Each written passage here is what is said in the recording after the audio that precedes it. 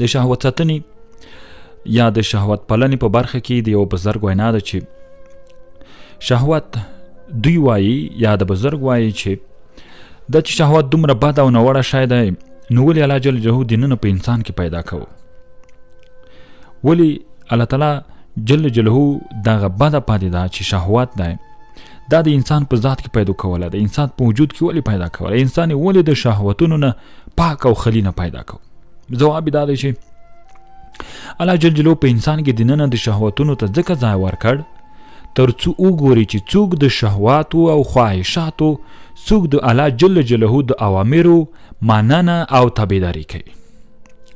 که الله تعالی داسې کړی نه وای بیا د مبارزو او نه مبارزو، د کلکو او ناکلکو، د همت لرونکو او نه همته سستو کسانو ترمنځ توپیر نشو کېدای. مثلا یو استاز په یو صنف کې امتحان اخلي د یو 100 نفرو نه یا د 20 نه یا د 30 نفرو نه. استاز کولی شي چې ټولو کسانو ته پوره 100 نمرې ورکړي، خو استاز نه کوي.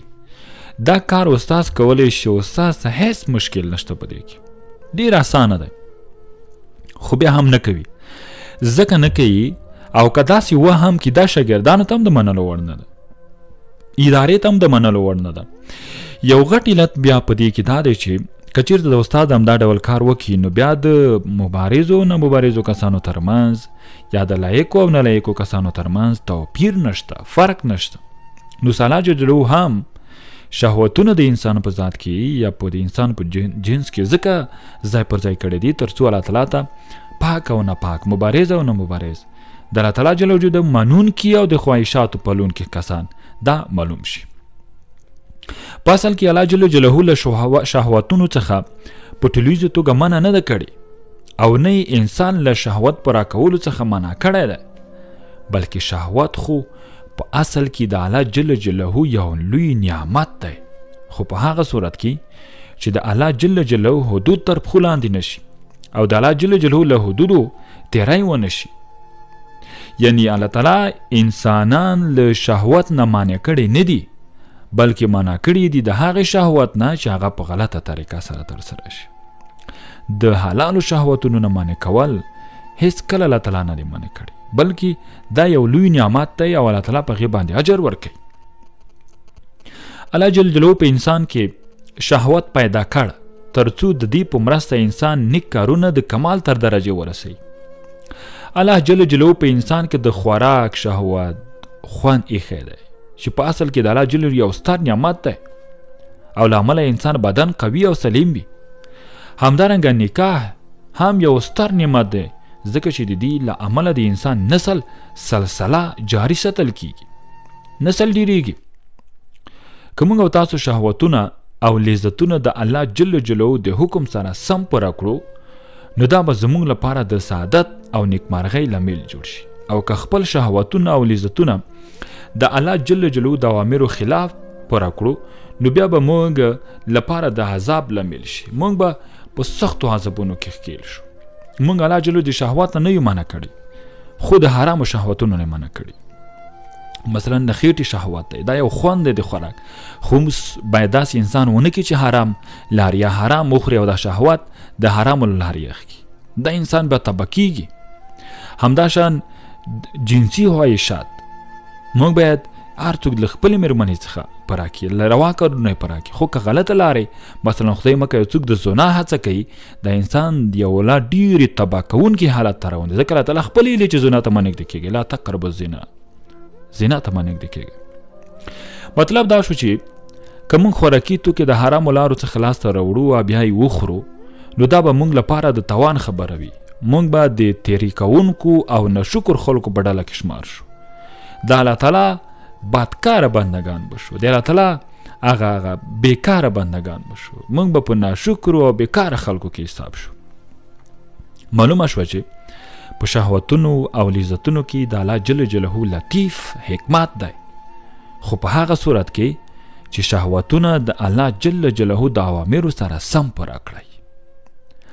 خو که موږ شهوتونه د الله جل جلاله د اوامرو خلاف یا هغې برعکس پوره کوو بیا په دې کې زموږ او ستاسې لوی توان دی. موږ لوی د تباهۍ لوري ته روان یو.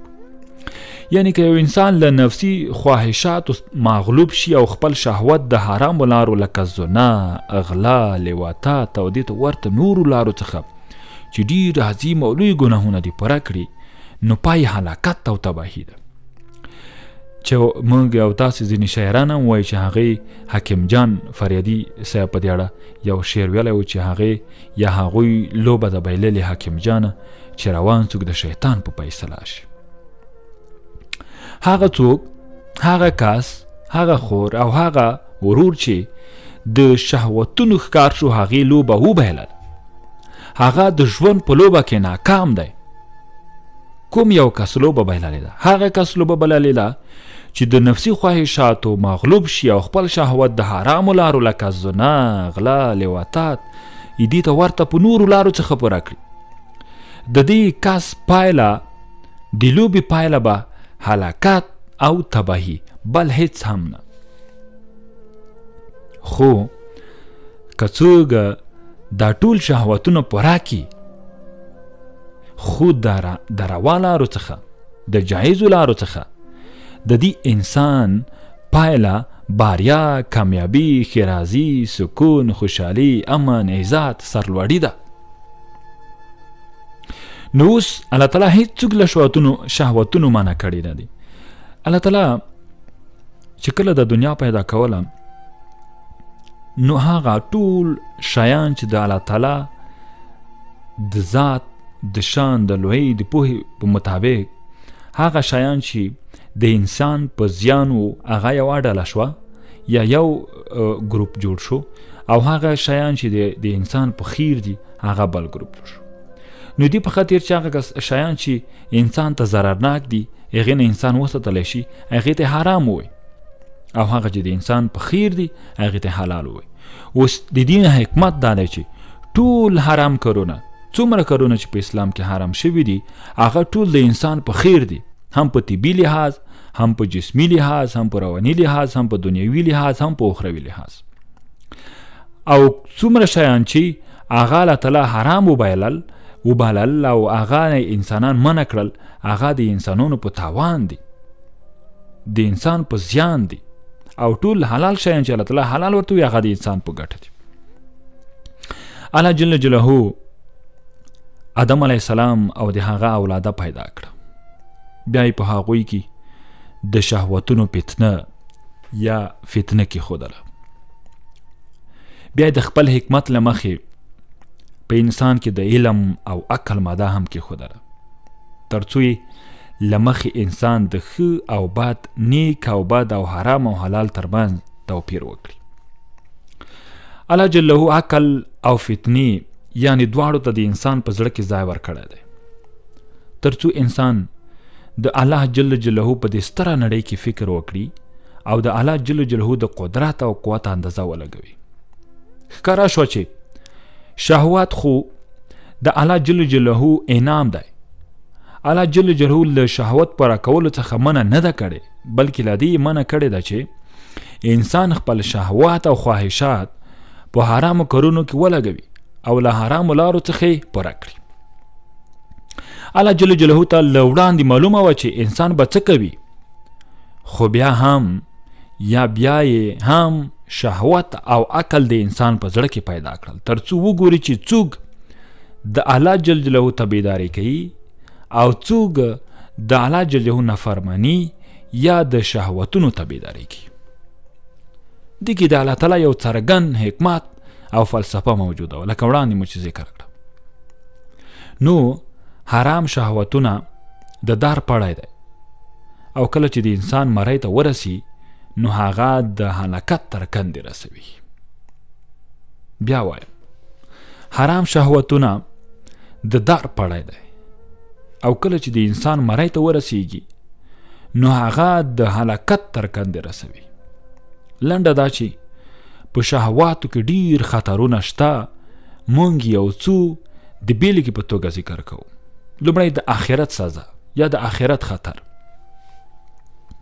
کوم خلک چې خپل نفسي خواهشات د هغو لارو پوره کوي چې الله جل جلاله ترې منع کړي دي یا انسان ترې منع کړی دی، الله جل به داسې خلکو ته د قیامت په ورځ سخت عذاب ورکړي، ځکه چې الله جل جلاله فاسقو فاجرو او نافرمانو خلکو ته د قیامت په ورځ د سخت عذاب ورکول وعده کړې ده. الله جل جلاله خپله په فرقان کې دی خبرې ته اشاره کړې ده. ژباړه: هغه کسان چې له الله جل جلاله نه پرته کوم بل معبود نه بالي، هغه نفس په ناحقه نه وژني چې الله جل جلاله حرام کړی وي، او نه د زنا مرتکب کیږي. خو هر څوک چې دغه کار وکړي هغه به د خپلې ګناه بدله ومومي.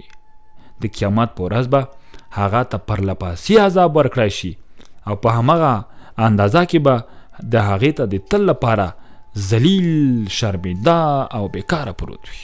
الله مو دې وساتي. زناکار نران او زناکار ښځې او همدارنګه نورو ګناهګارو ته به له قیامت څخه وړاندې په قبر کې هم عذاب ورکول کیږي. دا چې هغوی ته څه ډول عذاب ورکول کیږي، په دې اړه نبي کریم صلی الله علیه وسلم فرمایلی دي. د رسول الله صلی الله علیه وسلم دا مبارک عادت و چې له صحابه کرامو سره به یې پوښتنه کوله آیا چا کوم خوب لیدلی دی. دا یو ډېر اوږد احادیث دی چې د خوب لیدلی و، هغې نه وروسته دا بیا مختلف ډوله کسان لیدلي. خو لنډ هدف دا شو چې تینه چې تر ټولو سخته سزا دا د زناکارو ښځو او زناکارو نرانو ته ورکول کېږي. دا ډېر لوی ګناه دی، دا تر ټولو لویه شرمندګي ده.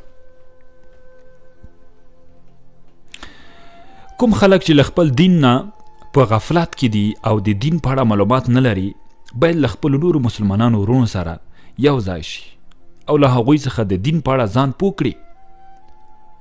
که چیرې همداسې بیل وي او له مسلمانانو سره اړیکه نه ساتي یا ورته څوک نصیحت کوي او دی نه مني، نو دی د داسې مثال لري لکه هغه اوزه چې له رمې څخه بیله وي.